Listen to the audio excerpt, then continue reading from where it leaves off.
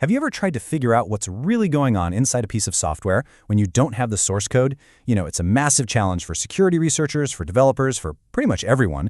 Well, today we're diving into a brand new technique called Osprey, and honestly, it acts like a brilliant detective, reverse engineering software to uncover the secrets hidden inside. Okay, so let's break this down with a quick analogy. Imagine a chef writes down this beautiful, detailed recipe. That's your source code. But when that recipe gets compiled into a program, it's kind of like you put it through a shredder. All the helpful stuff, the variable names, the comments, the data structures, it all gets stripped away, leaving just the raw, bare-bones instructions. Sure, you can still make the dish, but good luck trying to figure out what the original recipe actually was. And right there, that is the central mystery for anyone working in software security. How do you take this jumble of machine instructions and piece it back together into the elegant, human-readable logic that someone originally wrote? Well, that's exactly the problem Osprey was built to solve. So here's our game plan for this explainer. First, we're going to unpack this whole stripped binary mystery. Then, we'll look at the old playbook, how tools have been trying to do this for years. We'll introduce the new probabilistic clue that makes Osprey so different. We'll see how it gathers its evidence, how it weighs the probabilities, and then, finally, we'll talk about why this is such a huge breakthrough. So, let's start by properly defining our crime scene, the stripped binary. You see, when a program gets compiled, it's being optimized for a machine to read, not for a human.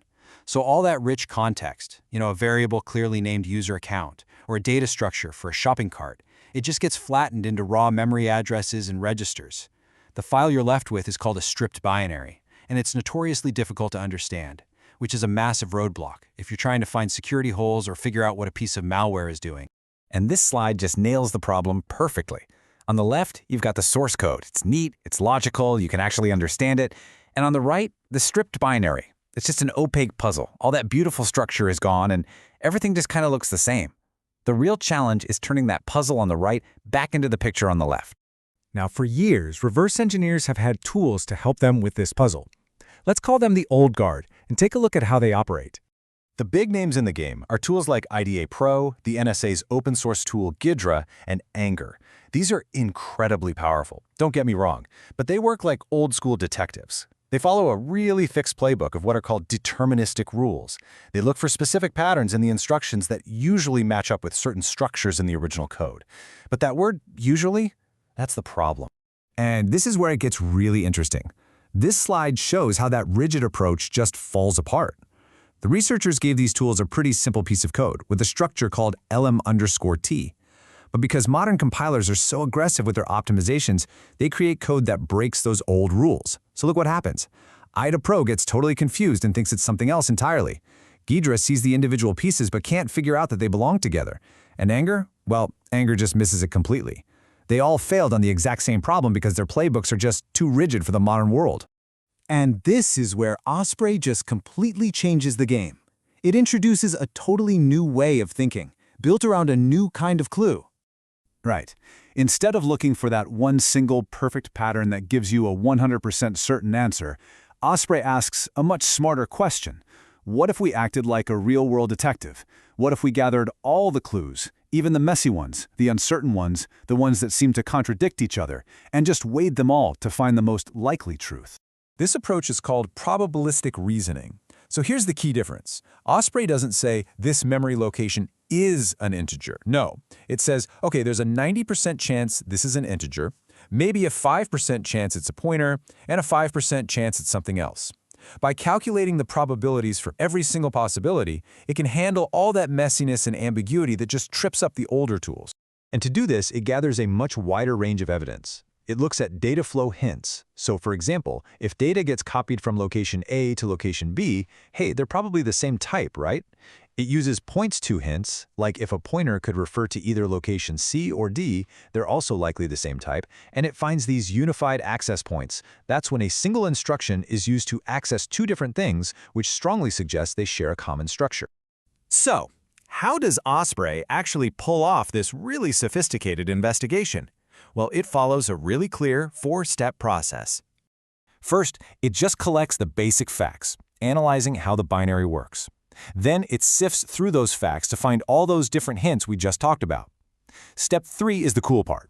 It connects all these hints together using probabilistic rules, creating this huge web of evidence. And finally, in step 4, it solves that web to find the single most probable explanation for the original code structure. It's just a systematic, data-driven investigation. All right, the investigation is done, so let's get to the results. How does Osprey's new probabilistic approach actually stack up against the old guard's deterministic methods? Well, the results are pretty staggering. This chart shows precision, basically how accurate it is. Osprey hits over 90% precision. The next best tool, Ghidra, is just under 70%. I mean, that is a massive leap in accuracy. It just proves that weighing all the evidence is way more effective than sticking to a rigid old playbook. But here's the real kicker. Where Osprey truly shines is in the absolute hardest cases, recovering complex things like arrays and data structures. In this area, its precision is an incredible 89.05%. This is exactly the kind of stuff that other tools consistently get wrong. And this chart really drives that point home. For those complex structures, Osprey is way out in front. But look at IdeaPro. Its precision plummets to below 44%. It's so clear, by embracing uncertainty instead of running from it, Osprey dramatically outperforms the traditional methods, exactly where they've always been the weakest. Okay, so Osprey is way more accurate. That's awesome for researchers, but what does it actually mean for the rest of us in the real world? Why is this such a big deal? This quote from the research paper just says it all. You can't truly understand a program if you can't understand its data. Recovering those variables and structures is the absolute key to turning that opaque binary puzzle back into something a human being can actually read and make sense of. And when that code becomes readable again, well, that just unlocks everything. Security analysts can find hidden vulnerabilities so much faster. Developers can finally harden and update old, legacy software that nobody has the source code for anymore. We can even apply security patches directly to programs more reliably. It fundamentally lowers the barrier to understanding and securing this vast world of software that we all depend upon. Look, Osprey's probabilistic approach really is a major shift in how we think about reverse engineering. By trading that false sense of certainty for statistical likelihood, it has managed to solve problems that have stumped analysts for years. And it leaves us with a pretty fascinating question. If we can now read what was once basically unreadable, what other secrets are just waiting to be discovered inside the software we use every single day?